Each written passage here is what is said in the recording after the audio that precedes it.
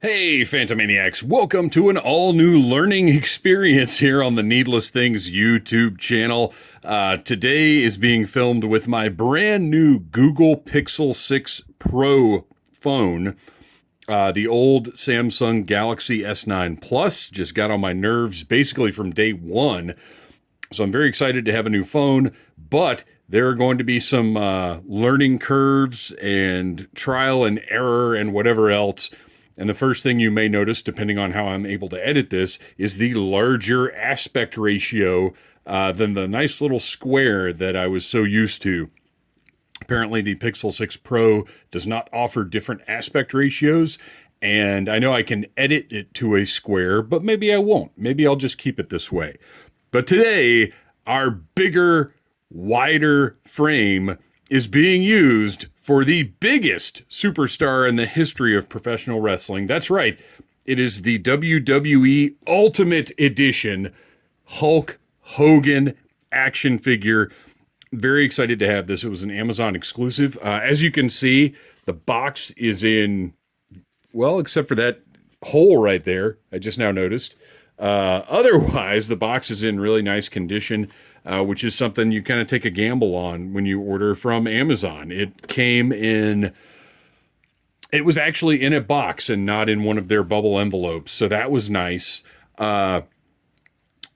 Little different from the regular Ultimate Edition packaging. Same shape, same dimensions, but the red is a much bigger presence here. I think it looks great, but honestly, packaging-wise, I don't care that much because I'm going to be throwing it away. The Hulkster here is going to stay. So, classic Ultimate Edition. Oh, and this is Fan Takeover. This version of Hulk Hogan was voted on by the fans on WWE.com and on Twitter, I believe, to figure out that we were going to get this WrestleMania 9 Hulk Hogan, as opposed to the WCW Nitro debut, which is what I voted for. And look at this. 0.7% beat out my preferred Hogan. And then WCW Uncensored 96, I got 29.3%. But I wanted that Nitro debut Hogan. That's the one I wanted. When it comes crashing down and it hurts inside, it takes a real American to fight for the rights of every man, brother. Powered by 24-inch pythons that once lifted Andre the Giant off his feet in front of over 93,000 screaming Hulkamaniacs, the Hulkster is undeniably the largest icon in WWE history. I would say professional wrestling history, but obviously WWE doesn't do professional wrestling, so that's okay. That's understandable. I like the stats over here. Height, 6'7", from Venice Beach, California. Finisher, atomic leg drop. Career highlight, WWE champion. So there you go, Hulk Hogan. Nice shot on the back. And then we do have an actual live action shot here as well, which I like. So there you go. Let's now get our trusty 1964 box cutter, slice through whatever tape they've put on this packaging, and get the Hulkster out of this box, which is very, very nice packaging. I'm not going to deny that in any way. Mattel really outdid themselves with the way they package these Ultimate figures. And as you can see here, opens up like a book. Oh man, we got one more piece of tape. There we go. So it opens up like a book, and then also like a book, it has words in it. Say your prayers and take your vitamins. And then on the top, we've got, what you gonna do when Hulkamania runs wild on you? I just like that little quotes stuck underneath there. So the figure itself, let's get the tray out of the box, because it's going to make it a lot easier to remove all of the parts. I feel like with my wider aspect ratio, maybe I just leave the box here, but then that's completely in the way, so whatever. We've got his headband, and you can see these are designed to be easier to remove than your normal action figure parts. They've got the nice divot up top here. Everything, well, most of it, they've got a little tab holding the hands in place, which I'm sure mint on card or mint in box collectors. By the way, don't say mock when you mean mint on card. That's so weird and obnoxious. Mock. Because when you're saying mint in box, do you say mib? No, you do not. So we've got a couple of cupping the ear hands, I guess these would be.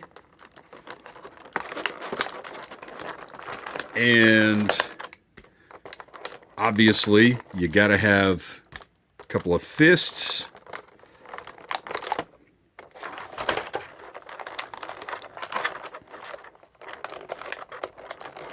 Well, it's supposed to be easy to get these out of here. In theory, I don't know why I'm being so delicate about this. It's not like I'm keeping this tray.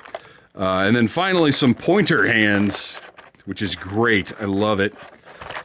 This big old WWF championship that may or may not be accurate. I'll tell you right now, I didn't even know until a few years ago that the straps on the old championships were different colors. So I am not your guy as far as how accurate that belt is. All I can tell you is yes or no whether the belt looks cool. One rubber band holding that guy in place. So let's take a look at the Hulkster. Well, I guess we'll leave everything right there. We'll take a look at the Hulkster first, and this is where I'm a little nervous because I'm hoping that my camera is going to zoom in when I want it to zoom in and look at what I want it to look at. We'll see how that works out. Okay, maybe we'll move that stuff out of the way. There is no out of the way. There's too much lens. All right. Can we zoom in, camera? Oh my gosh. So I appreciate you guys hanging in there, sticking with me as I learn this. This is sort of a test run that's not yielding the best results so far. What if I do that? Move back to improve focus. Well, that's not the point here. Oh, well, that did move back. Okay, there we go. So we figured that one out. Hulkster looking great. First thing I want to say, this is the first time that they have gotten his tan correct, his skin tone.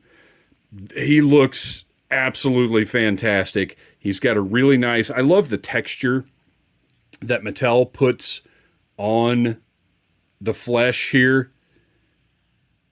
Just looks really good. It gives it a different look. It's great.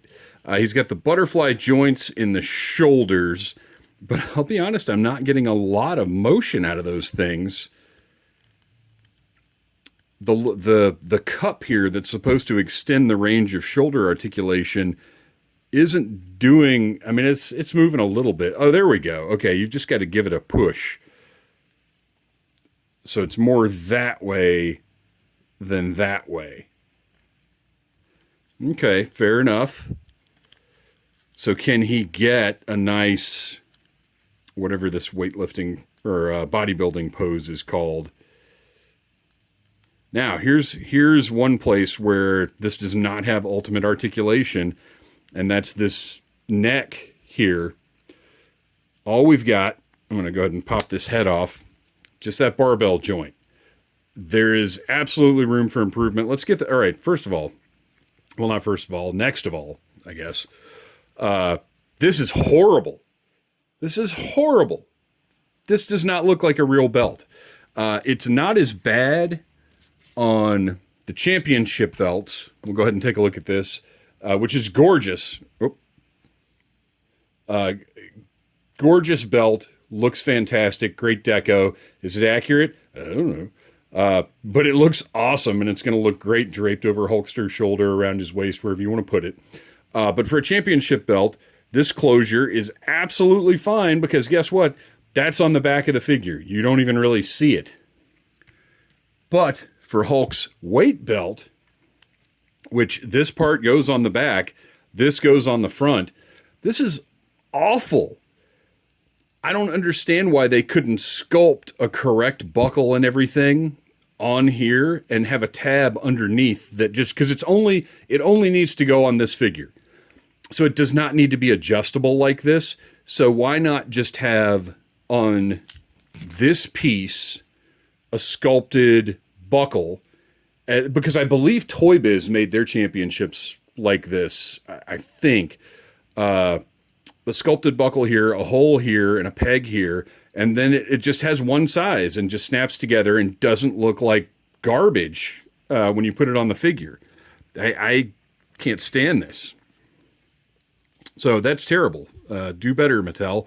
And then right underneath that is my other one of my other major problems with these Ultimate figures is this cut joint at the waist. Do better. Do better. AEW's just regular figures have better waists than this, or at least their male figures do. This cut joint is terrible. Eliminate it. Then you've got a great abdominal joint that looks good, doesn't really mess with the profile too badly, has a decent little range of motion there. I like that. Hips, everything else is kind of what you're used to. Double jointed knees. Super, super snug knee pad. Let's see if I can move that up onto the knee a little bit. There we go. Knee pads look good. Big, tall, yellow boots with white laces, white soles. Those look great. The completely unnecessary toe joint. So body-wise, and proportionally also, he's got a super loosey-goosey elbow right there. Proportionally, though, this looks like Hulk Hogan. Super muscular, great tan. I mean, the figure-wise, this is awesome. So let's take a look at the head that I popped off there. Smiling Hulkster, great sculpt, accurate hair, nice deco, just really looks good. They've done a great job capturing the Hulkster, just sort of his genteel, smiling face. And then we also have the black eye yelling head. And I'll tell you right now, I do not remember the origin of the black eye. I was out of WWF at the time of WrestleMania 9, so I wasn't following along. And I admit, I don't know my WWF history at that point, but the black eye it's subtle, but it looks good. I think they did a nice job with the deco on it. The only thing that I hate is this stubble, because this is a redo of the Hollywood Hogan head rather than doing a new head. And that stubble, it looks terrible. Hulkster did not have that stubble when he looked like this. And then the other head, you've got just kind of a neutral face Hogan. And actually, it's not even really that neutral face. He's kind of bullyish, mean looking. And it's because, once again, this is Hollywood Hogan's head with that stubble there again, that sculpted stubble. I don't care for either one of these alternate heads. Mattel has failed in a lot of ways on this figure. I'm not going to lie. Oh wait, that's my black eye head. Where's my nice regular head? Where's the only decent head that came with this figure? There we go. And that's the one I'm going to use anyway.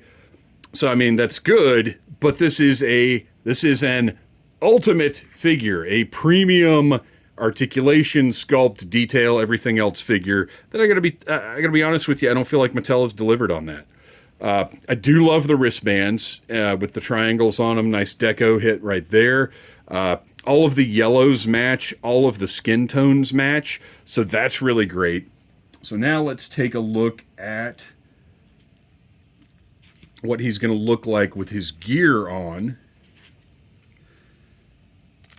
He's got the shirt that, unlike most WWE product shirts, rips has the Velcro closure in the front, so he can rip it open Hulkster style. And then the back, he's got the nice vents cut in the back of the shirt. So that's great. Let's see how well this fits on him. Here's another one. Here's another wish that I had about this figure. I wish he came with a regular shirt, because as neat as it is to have, that's not going to go up under his hair easily. As neat as it is to have the option of having him tear the shirt open, this Velcro closure in the front really doesn't look great, especially if you can't line it up to hide the Velcro entirely. It's not great. Honestly, what I would prefer is a solid shirt with no Velcro whatsoever, just completely undamaged, and then a shirt like this but just with no Velcro. Just open at the front, and then you can pose it how you want to pose it. Because the Velcro really isn't adding much. I mean, yes, if you want a mid-tear, which is probably something a lot of people do want, that's fine. But I don't know. This is for $33. I don't know, you guys. Oh wait, I think I paid $29.99. This one went up for pre-order prior to the price increase on the Ultimates. So look, I've been super critical. I recognize that. Oh wait, let me get the hideous weight belt back on so we can get the full effect here. And actually the weight belt can cover up the ugly bottom of that shirt, so that's nice. So we can get that going. Try and center it. There we go. Weight belt is in place. Look, this is a really, really nice Hulk Hogan action figure. I'm not denying that at all. The color is fantastic. The one head that's good is really good. His posability is definitely the best Hogan posability that we've seen.